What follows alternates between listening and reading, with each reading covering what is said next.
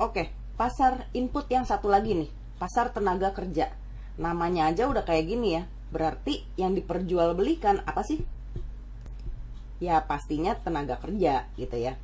Ya tapi bukan maksudnya perbudakan, nggak kayak gitu. Cuma misalkan gini deh, kayak lo sekarang nih kan sekolah nih. Sekolah terus nanti lo lulus sekolah, mungkin nanti lo akan cari kerja, mungkin juga lo akan ngelanjutin kuliah. Pokoknya kalau lo udah selesai sekolahnya, lo bakalan masuk ke pasar tenaga kerja nih. Karena intinya pasar tenaga kerja adalah tempat bertemunya si siapa?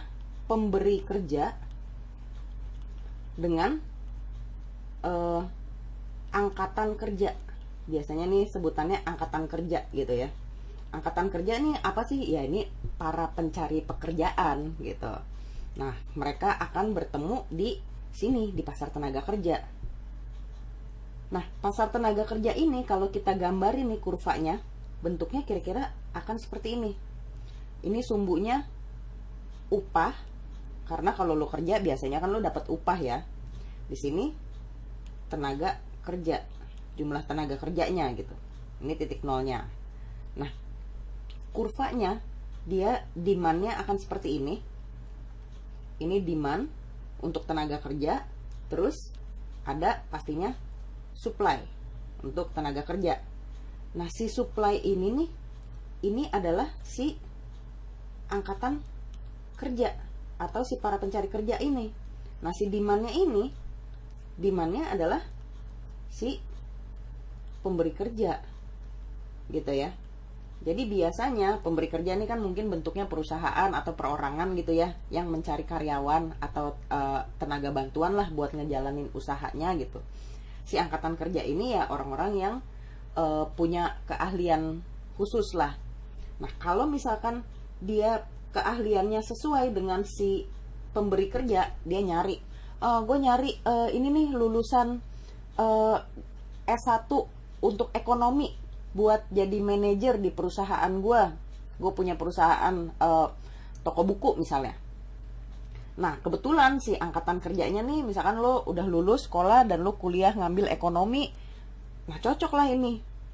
Jadi lo bisa ngelamar, kalau misalkan gajinya oke, sesuai, maka lo bakalan dipekerjakan lah dengan tingkat upah, biasanya W ya, notasinya, atau wage gitu. Ini pasar tenaga kerja untuk toko buku tadi ya kita ngomonginnya. Ini biasanya disebutnya L atau labor. Inilah titik keseimbangannya. Jadi dia sebenarnya seperti pasar barang, cuma yang diperjualbelikan sebenarnya orang yang memiliki kemampuan lah gitu, punya skill. Itulah yang dibilang pasar tenaga kerja. Nah, permasalahan yang mungkin timbul di pasar tenaga kerja adalah karena pemerintah menetapkan upah minimum.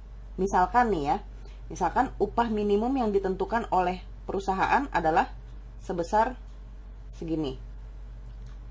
Ini W yang kita bilang aja dari P gitu ya, pemerintah. Dia nentuin upah minimum segini. Nah, pada upah segini, sebenarnya angkatan kerja yang mau dibayar segini, supply-nya adalah sebesar L1 gitu deh. Sedangkan demand dari perusahaan atau pemberi kerja sebesar L2. Nah, di sini kan berarti ada apa namanya? Ada jarak nih ya. Ada gap gitu. Sebesar L1 ke L2. Inilah jumlah tenaga kerja yang sebenarnya diperluin, tapi supply-nya atau penawarannya cuma ada segini. Jadi ada yang namanya kelebihan apa? Kelebihan permintaan ini nih. Iya nggak sih? Atau biasa dibilang excess demand. Nah, kalau kayak gini berarti gimana?